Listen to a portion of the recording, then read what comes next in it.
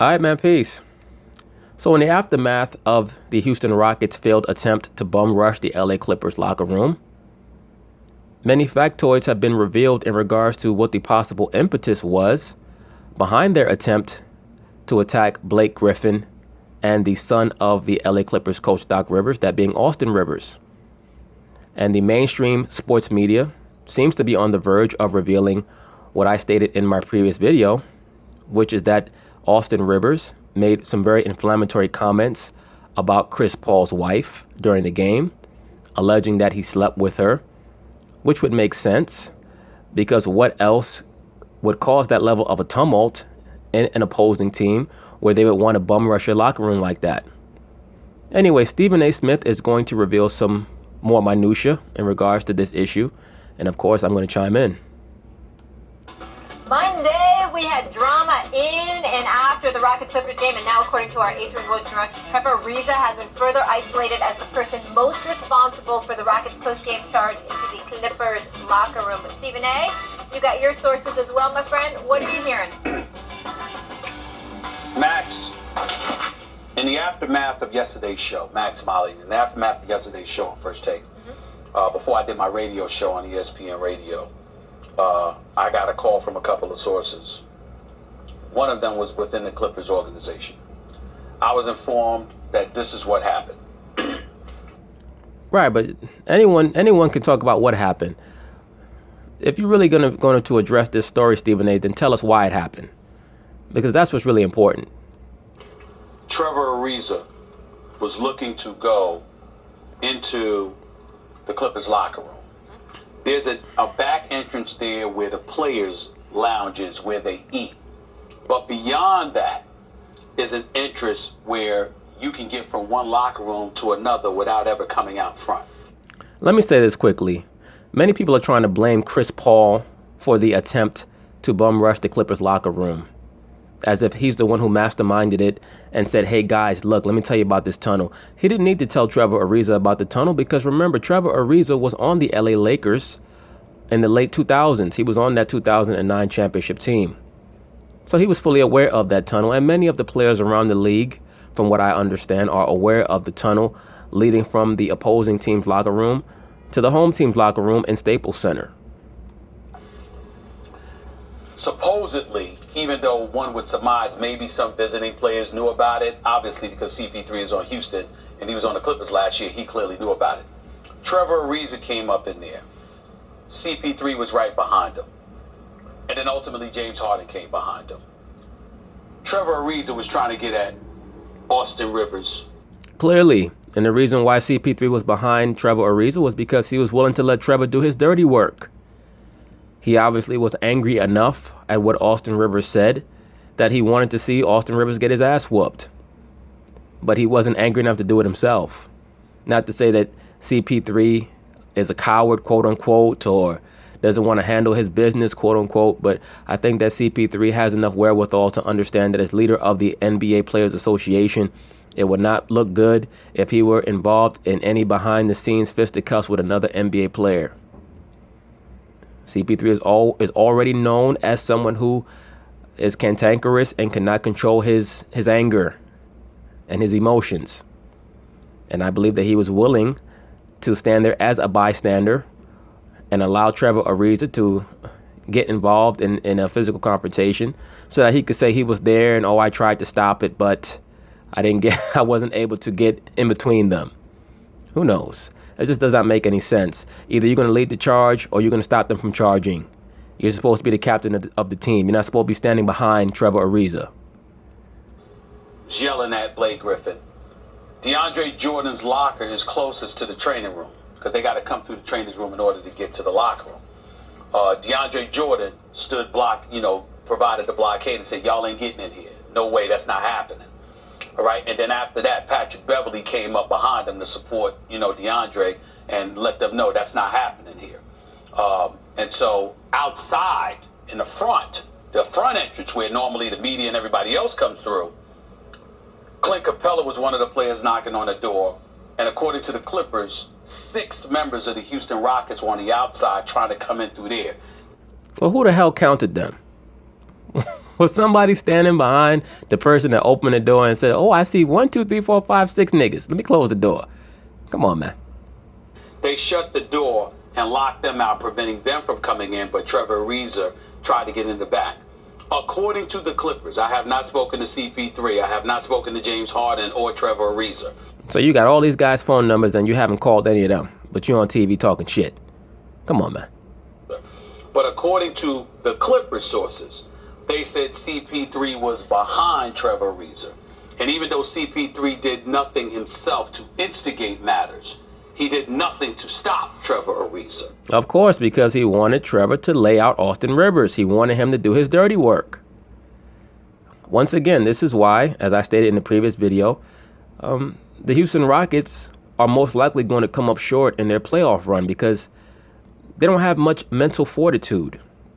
It's very easy to provoke them, and I understand the level of ire that can be inspired by someone being as disrespectful as Austin Rivers allegedly was. But then you handle that one-on-one. There's no need to get your team involved. If you're going to fall on the sword yourself, and you tell everybody in the locker room to stay back. I'm going to approach this man and see if he has, the same things to say after the game that he had to say during the game. Because that's a personal issue. It's not like somebody on the court saying, "Nigga, you can't go left," or "I'm locking you down," or "You can't shoot." Like, you're talking about, "I slept with your wife." There's nothing good that can come from that. Either the man is lying or he's telling the truth. Either way, for someone to say something like that, allegedly, it's not a good thing. And I have no doubt that is what occurred. A little doubt that's what occurred, because what else could have inspired such a severe reaction? So the Clippers, in a sense, is pointing the finger at CP3. Now, in fairness to CP3, what we have to take into consideration is the fact that regardless of how folks have tried to deny it, there's some bad blood there. Whether it's CP3 and Austin Rivers, whether it's CP3 and Doc Rivers, who's on the record saying our players were in our locker rooms, the other team wasn't in theirs. Blake Griffin said the same thing. They were in our locker room. You figure that out. Those were Doc Rivers' words, to paraphrase. So whether it's CP3 with Doc Rivers, whether it's CP3 with Austin Rivers, whether it's Trevor Ariza with Austin Rivers, Blake Griffin, the combination of it all, we don't know the whole story. But the belief is that Trevor Ariza instigated matters because he was the one that was hell-bent on getting at one of those players. Well, actually, the instigator would have been the one to have said something that the person who heard it or the people who heard it found to be so disrespectful and so inflammatory that there was no recourse other than some type of physical confrontation. That would have been the instigator. Oftentimes in society, we look at the person who started or instigated the altercation to be the person who threw the first punch. Well, people know that there are certain words, certain things that you can say to a man where it's going to be a fight. If you talk about that man's mother to his face, you talk about his wife or his children to his face, more likely than not, it's going to lead to an altercation. And if you're not willing to deal with that, then you should not say those type of things. You shouldn't have said what you said. Once again, the last time that I remember something spilling over after the game to this degree is Carmelo Anthony, when Kevin Garnett allegedly stated that La tasted like Honey Nut Cheerios. So once again, when you have these men who are with women that they love or are in love with per se, and someone makes those type of statements, of course it's going to lead to an altercation, to fisticuffs, etc. So when I heard that allegedly Austin Rivers made that statement, it made sense that would have been what spurred on this altercation. But the Clippers are trying to give off the impression that CP3 could have done more to quell the situation, and he did not. He's the president of the NBA Players Association. That's why I was on the record saying, look, I got to look at him. I don't think that CP3, I think he's just too much of a professional and too classy and cognizant of his image and cognizant of what is at stake to instigate anything. Yeah. I do believe that. But because of the position and the title that he holds, a lot of people out there feel he should have and could have done more to squash everything, and he didn't do it. Well, he could have done more to squash it if he wanted it to be squashed. Clearly, he did not want it to be squashed. And Stephen A., you're a grown man. Every grown man knows that there are certain beefs that can't get squashed. Certain beefs have to get handled, unfortunately. So the key to life is to avoid those type of issues. You have to see things coming before they come. Let's make things very, very clear. There was a time up until the mid to late 1800s, if you said certain things to a man, it was going to be a one-on-one duel to the death. It wasn't going to be a fist fight. Okay? Back in the 1600s, 1700s, 1800s, men used to die because they would say, they would have even just been alleged to have said something about another man, and they would be challenged to a duel, and they would not be able to turn it down. And one of those two men were going to end up dead. We live in an age today where everyone wants to troll and make silly, ridiculous statements to see who they can provoke. And, a lot of times those are the people who end up dead. It is what it is.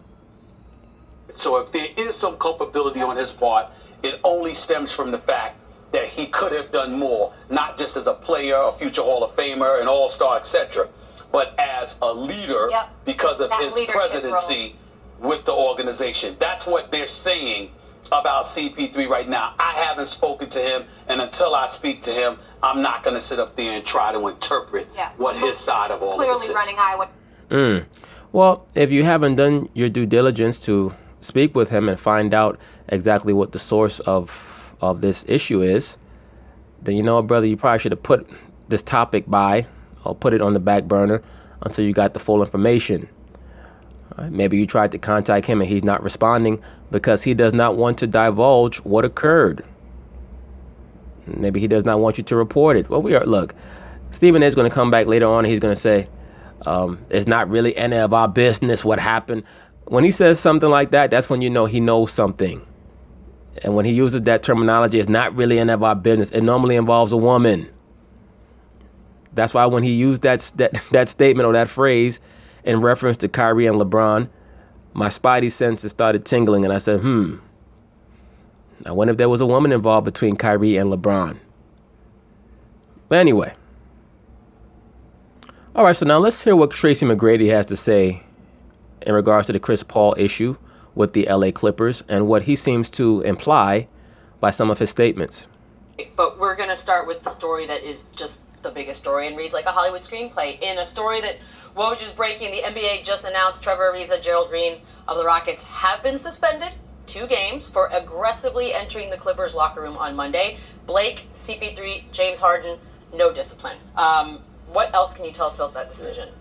Michelle, I just talked to Kiki Vandeweghe from the league office, and he called with Ariza and Green, he called it dangerous, provocative, inappropriate. The way they went into the Clipper locker room. The reason no fines or suspensions for Chris Paul, James Harden, and there are 20 people they spoke to who were around there from team officials, players, coaches, security.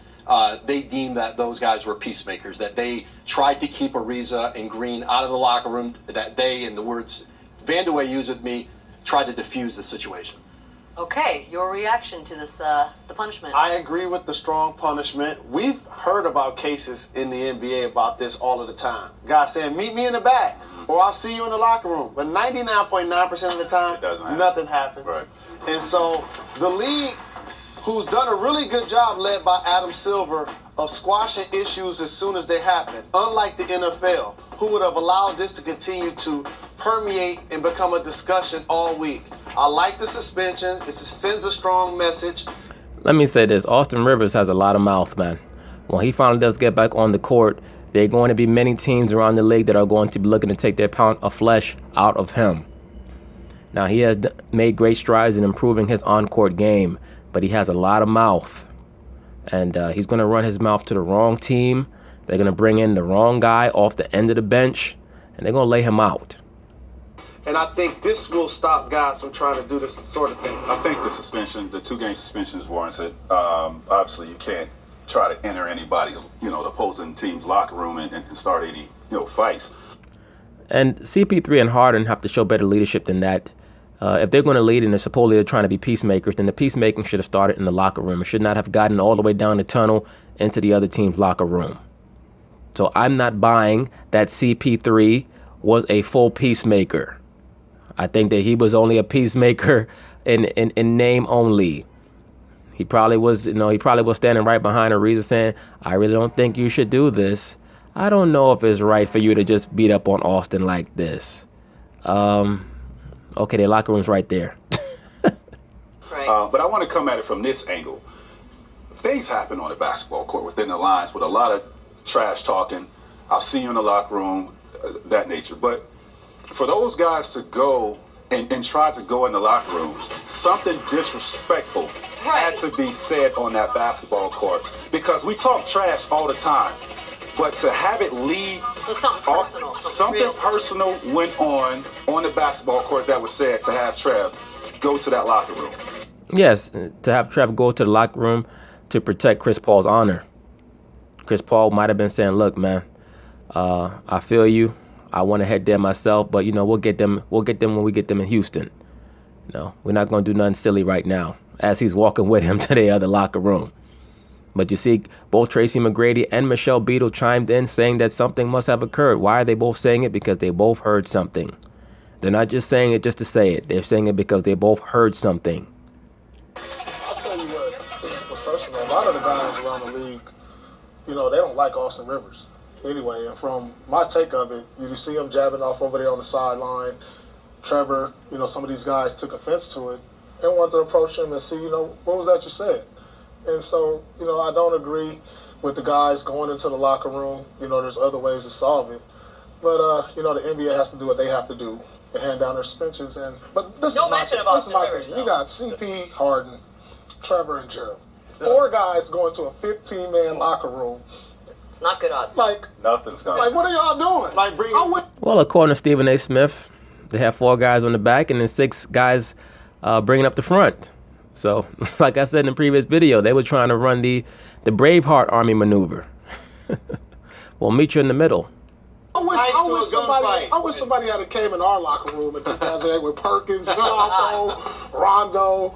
Man, they would have got beat up.